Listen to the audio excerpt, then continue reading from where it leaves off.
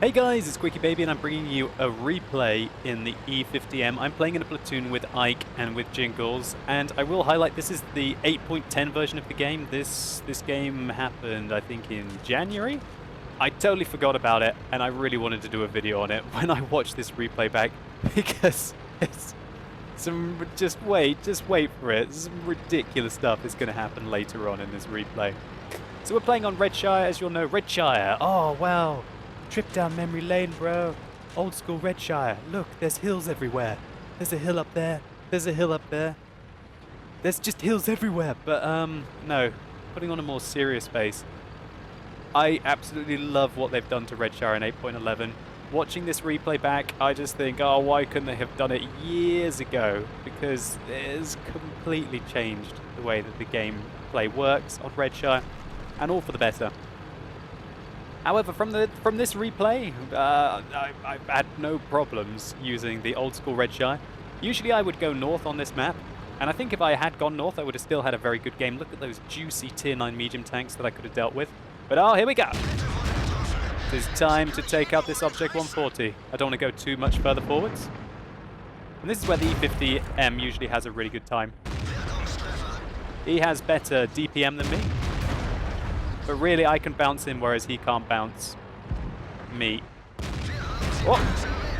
I think I spoke too soon. Looks like he did bounce me. But, yeah. Damn, I really would have loved to have a good ram into this Object 140. Luckily for me, Ike and Jingles have given me some fantastic support from the mid-ridge. My T-54 friend manages to help me out. Now, the E50M is one of the most accurate tanks in the game. It's an absolute beautiful long-range sniper. And I'm fairly sure that one hit his lower plate. Now the enemy have got one artillery that I need to be afraid of. But I'm not going to let that worry me too much about getting spotted and putting pressure on my opponents. So, Ike and Jingles are holding the mid-ridge. They've just spotted a Waffenträger. We're looking for a shot on him. That one most likely went in. And, oh gosh, while I was doing that, an IS-7 went back into position along the west. I'm looking for shots. Not the best gun depression on this tank. It's still not too bad.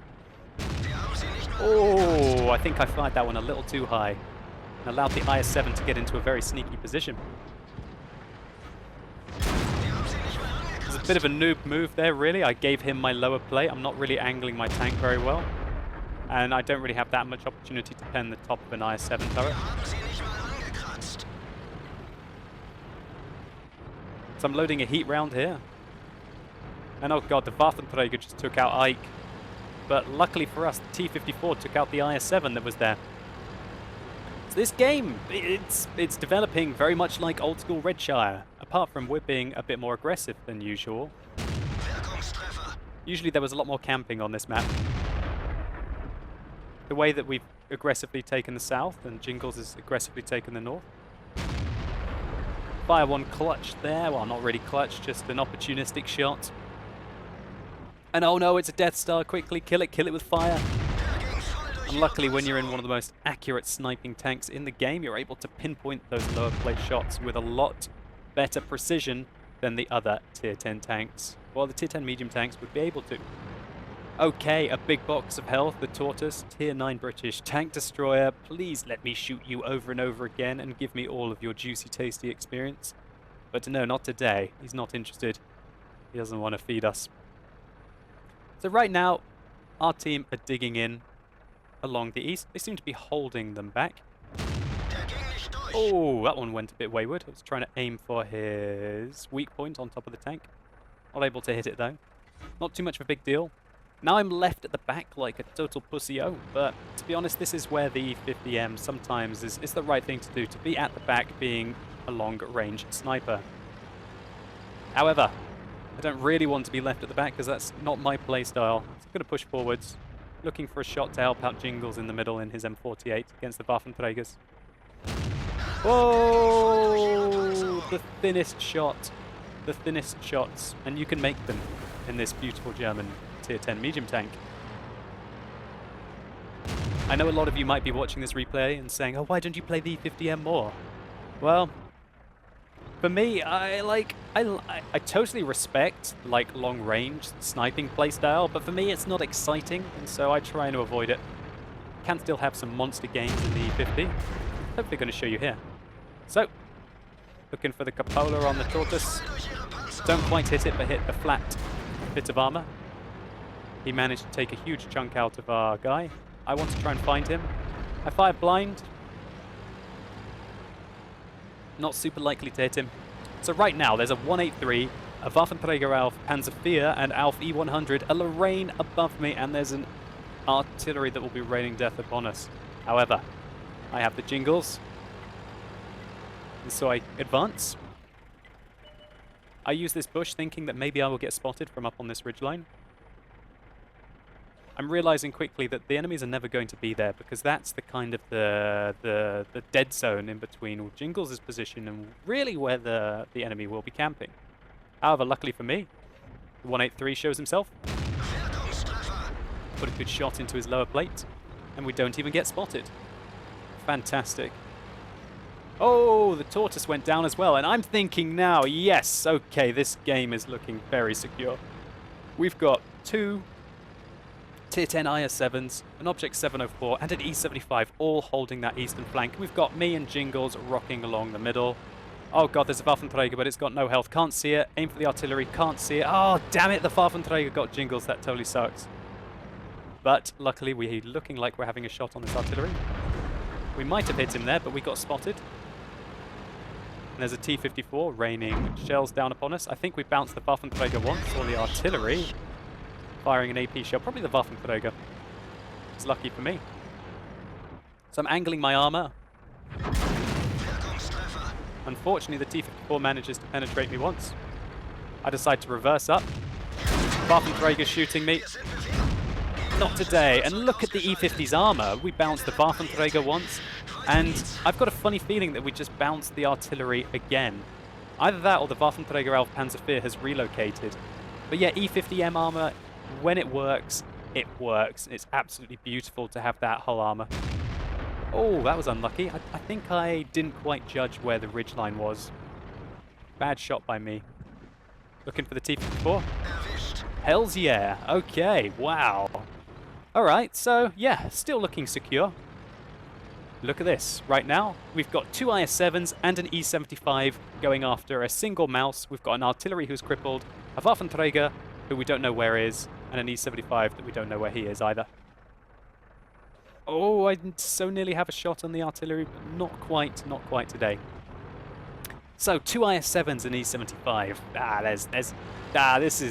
It's still looking very strong. They should be able to handle that mouse. Object in the mid-ridge. I want a spot for him. However, I've got so little health, I can get one shot by the Waffenträger Alf Panzer IV. But luckily our artillery makes a great shot on the enemy artillery, and he takes him out. Oh god, I got spotted. I'm going to side scrape here to go after the E-75. Don't have a shot on him though. And oh, I think we found out where the Waffenträger is. Hello, Mr. Waffenträger. Now, I didn't expect him to be up there, if I'm honest with you. I thought he'd still be up on the ridgeline near where the object is. Our T-54E1 is valiantly trying to shoot the Waffenträger. And I've been reduced to a smidgen of health. Now I still want to put some pressure up on this Waffenträger. I'm going to side scrape here. But this is touch and go stuff. But I'm feeling quite secure because, you know, we have two Tier 10 heavy tanks and an E-75 up on the eastern flank. So frankly, I'm not playing as carefully as I probably should do. So we spot that E-75. Great, the object got caught out in the open and killed by the Waffenträger. Alright, still no big deal.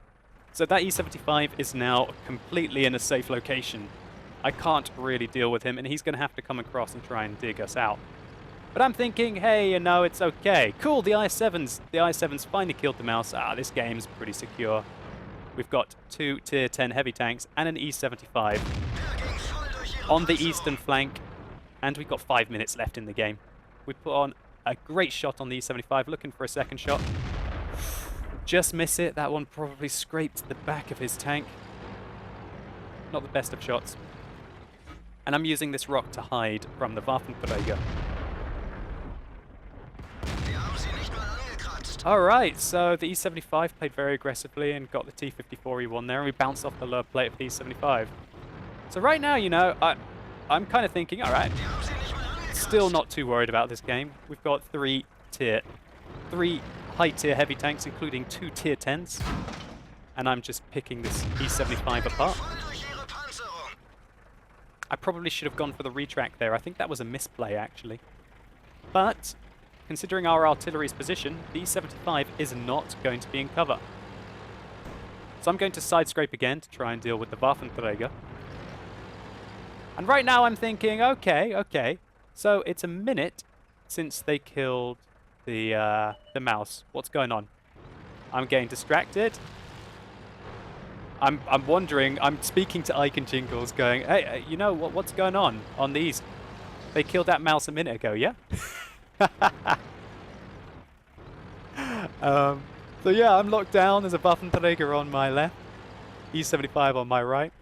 I want the E75 to try and spot me because I think he'll get artilleried if he does that. E75 gets spotted again, trying to engage him. We'll look for the shots. I'm firing heat rounds now. And boom, yeah, E75 put himself in a very bad situation and gets absolutely murdered by our artillery. Great. So, now there's 3 minutes left on the game. Okay. What the hell is going on? What is going on? The enemy Waffenträger says in the chat, please don't kill me. I have 5 kids. Okay. So I'm just going to fast forward the game a little bit here. I ping the map like a very aggressive young gentleman as another half minute slips by. And I quickly realize that it's time for me to actually do something. I get shot once by the Waffenträger. I fire clutch and I miss him. I close the distance, deciding that we are going to lose this game unless I can kill the Waffenträger myself. The artillery puts a fairly good hit in the Waffenträger. I decide to keep going forwards. I want to close the distance and find the Waffenträger. I load an HE round. And that was a big mistake. I could have probably got the kill right here, right then. So, just to clarify what I was thinking and why I was reloading an HE shell going into combat, I was fairly sure that the Waffenträger was going to camp up here and that he wasn't going to come after me. How wrong was I? The Waffenträger had 387 health left. That means that if I shoot the Waffenträger with an AP shell, it's basically a 50-50 whether he dies or not. 50% of the time, well, just under 50%, I don't know, maybe like 48% of the time, I'm going to roll for less than 387, as my gun's alpha damage is 390, leaving him on very marginal health, and then he's going to draw out the game, as there is now 2 minutes left, and I've completely lost all hope of the competence of my team in the East to being able to do what they're going to do. So that's why I reloaded an HE shell. However, you could argue maybe I shouldn't have and just kept that AP shell in my tank, and then I would have killed him probably 50% of the time by firing clutch. So guys, luckily for you, while I was fighting for the West, Ike was watching the fight in the East. Ike has sent me the replay, and I'm going to reveal to you guys just what the hell happened. Alright, so we have an E75 here. I am going to blur out all of the names of these players so that hopefully you don't troll them. And okay, so let's take a look at the situation. We've got an IS-7 there. He's on 1,200 health. We've got another IS-7 there. He's on 2,150 health. We have an E-75 here, who is on 1,200 health. We have a mouse on the enemy team who's been backed up into a corner. And fair enough, that mouse is going to do some good work, so full respect to him. E75 unfortunately misses the shot there. He's got the full flank of a mouse, puts in a great shot. Looks like the E75 is using 105mm, so it looks like he's doing the right thing now. Wow, an amazing juke of the mouse. Wait, don't go down there, don't go. Ow, so lucky that he didn't crash his tank. Okay, now he's got to watch out. There's a mouse trying to ram himself to death. The ass of the mouse trying to ram himself to death. Oh, God. I think we're quickly seeing how the hell this game developed like this. So, the IS-7 decides that he will ram the mouse from above! What? Why did you just shoot the side of his turret? Oh my God. Okay. Alright. So, let's just think for just 1 second here. Alright. So, this IS-7 decided to ram the mouse. For some unknown reason, the C-75 is now stuck. Okay, so there's 5 minutes left into the game. And I'm... You've just seen what the match is from my perspective. Now the C-75 is trying to push this IS-7. And this is fine. I mean, he's trying to help him. You know, he could just go above and, you know, push his background. Also, I'm fairly sure that this IS-7 could just press his left or right key and manage to get out of this situation. This IS-7, you know, still on full health. 4 minutes 30 into the game. They're valiantly trying to get this IS-7 out from being stuck. So, great stuff. Just gonna fast forward it just a little bit. So, Mr. Hero IS-7-2 decides to come up, and great job! One more swift ram. Okay, he doesn't even need to do it, because he doesn't want to get stuck down there too. Oh no. Great! They're free! They're free! 3 minutes and 40 seconds left on the game. 3 minutes and 40 seconds left on the game. We have 2 tier 10 tanks free. And this E-75, who could drive up this slope. Now, I'm not even lying to you guys. The E-75 could just drive straight up this slope. Didn't. He's decided to go and try and squeeze his fat ass past this mouse. So, very valiant IS-7 has decided that they will never leave a companion behind, even when I'm now one-on-one against a Waffenträger auf Panzerwehr, and he comes down and tries to push the mouse. There's now 2 minutes left in the game. This guy's just sitting there. He's randomly driving down the river. He just what? Just what? Just what? Luckily, we have a free action camera, so I can continue to follow the game. And now, while this is happening, we have some awesome stuff going on over here. IS-7 has realized, hey, man, there's only 1 minute 30 left in the game. And oh god, that E50M has just stopped carrying us, man. Oh, stupid E50M scrub. Stupid E50M scrub. This IS-7, for some reason, is trying to drive along the steep part of the slope. Little does he know that he could easily just make his way up this angle here. And it requires an E75 to get himself out. Push E75. The IS-7 valiantly came down to try and help you out against the mouse. Oh, the IS-7 has escaped. Now our E75, who's been stuck in his prison for a while, is about to say some awesome stuff in the chat. Now, I'm not going to move my face cam because I won't be able to show what they said without blurring it out. But the E75 says, "You're welcome," happy face in the chat after the IS-7 says, "Thank you for pushing me out." E75 says, "I am stuck. Go, guys." I am stuck. Go, guys. There's 30 seconds left in the game. You've spent 4.5 minutes banging your head against a mouse to try and get an E75 unstuck. It required 2 IS-7s. One of them was just watching. One of them was like, "Hey man, maybe I should just watch. This looks really cool. I'll just stay here and watch."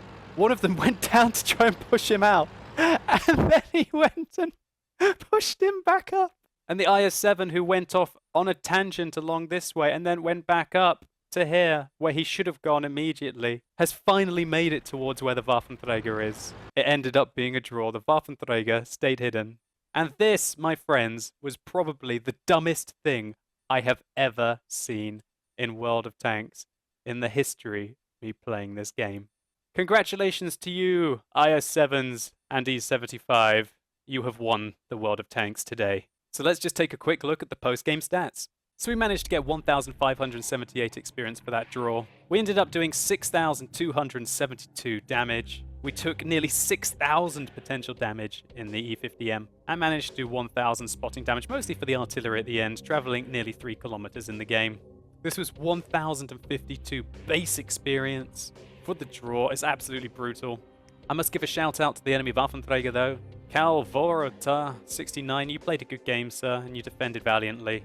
And thanks to the more than impressive 2 IS-7s and an E-75, you ended up managing to take a draw from the jaws of defeat, so well played to you, mate. Anyway, guys, this was the biggest donkey thing I have ever seen in World of Tanks. Now, I'm not going to berate them too hard, because I can understand, you know, it's just a game, they were just having fun. And I can understand, you know, why the IS-7 might have had a rush of blood and decided to ram himself into a tank that weighs, you know, 2 or 3 times more than his tank does. And I can understand why, you know, his friend just wanted to, like, push him down and then watch for a while, because, you know, it was pretty interesting. I mean, I'm uploading this to YouTube and you guys are watching it. He just wanted to have a front row seat at the entertainment. However, then for him to watch for another 4 minutes, leaving me in a 1 versus 2, and then when finally he realizes that he might have to do something, driving off in completely the wrong direction, while his other IS-7 buddy decides to go and try and push a 190-ton tank